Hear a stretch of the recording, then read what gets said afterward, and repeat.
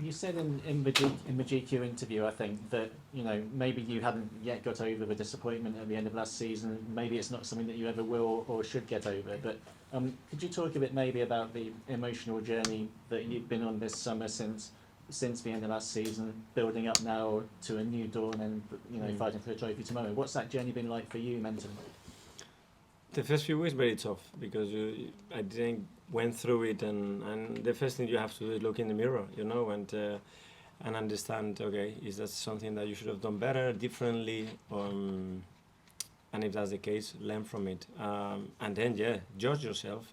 Are you still the right person to drive the club, the team forward in the way that you want, and do you have that energy and that belief that you want to do it? And I think it took a big reflection, but the answer is yes, and I feel with a lot of energy and positiveness, but I don't like losing, and it takes me a while, and that was a tough moment.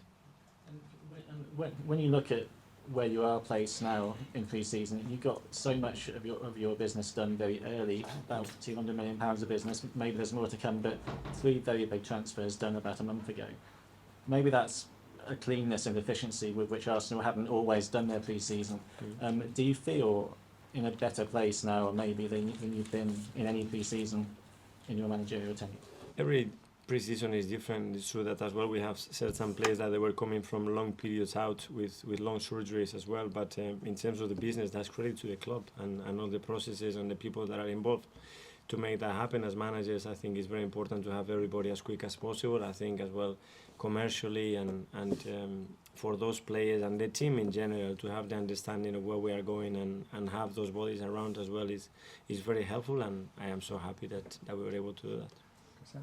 Mikel, when you reflected on last season and had those moments, what do you think the difference was between you and City last year and why they won the title? Momentum.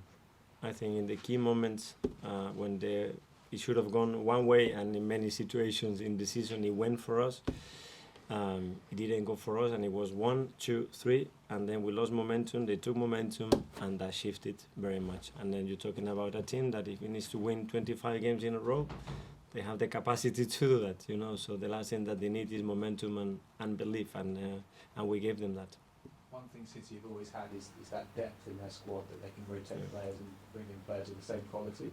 Maybe not something you've had until now when you look at the squad you've built. Is that something you've been deliberately trying to put together now, to have 2 players per position ready to compete? Yeah, obviously we knew that was a factor, but I think it is a factor, and it could have played, or it did play a part in certain moments with certain specific moments of players, but I think we had games that we didn't win, especially the 3 draws that we had with this. When momentum shifted as well, we should have won those games, and we had enough to win those games, and it was in our hands, but there were key moments where we just weren't ruthless enough or clinical enough, or we didn't have the luck, or we made certain mistakes that didn't allow that happening, and we have to recognize that as well.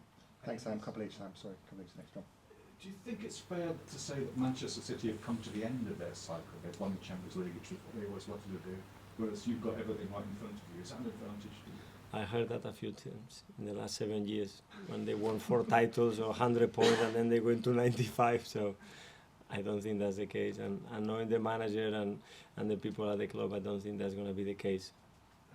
You mentioned Declan Rice playing winger and attacking in midfield. Has he been played out of position all his life? Sorry? Declan Rice, has he been played out of position? You've obviously seen him as something he hasn't played before. No. As I said before, make sure that we play him in their strengths and we don't especially drive him crazy. He has 2 positions mainly that I think he's played there, and he's very comfortable there, especially in certain spaces when he plays more of the left, but we will stick to that. You spoke about how difficult it was to get over the disappointment. What were you like in the first couple of weeks? Could you stop thinking about it, or did you go away with your family, or whatever? How were you? Probably I pretend that I stopped thinking as my wife, but probably she would say something very different. You need to go over it, and being away, I think it helps quite a lot. And it's the feeling when you have created that belief, and you have the feeling that you can do it, and then it goes away. But it's part of it, and I think we all need that, to be better. And that moment when you feel, okay, I failed or I didn't achieve what I wanted, you still have the hunger and the desire to go again, and that's a big motivation as well. And could you actually switch off, or were you all constantly thinking about signings, thinking about on the phone and all that sort of thing? Yeah, I think it's always there, and every day you get messages. We have a lot of people at the club, and there's always things happening, and you have to be on top of that. And you know that period is key. But I had some rest as well, and I needed some rest. But I think it's a really good, when you get especially good news, it's a good way to put the temperature down, because you are more confident that things are moving in the right direction. I think this summer we had a lot of those good news. Okay, Matt, John, can you turn that fan on, please? John, can you turn the fan on? Can you turn the fan on? Matt. Football does tend to go in cycles, Mikel, and you've known this club for a long time. Because there were some fairly dark years before you took over, I think last season it was seen as a bit that you'd overachieved in challenging for the title so quickly. But now you've got the age of the squad, and with off the field, the way the club's put together, what you're doing. Do you feel Arsenal are now in a position where they're starting another cycle where they'll be considered one of the top clubs in the country for a number of years?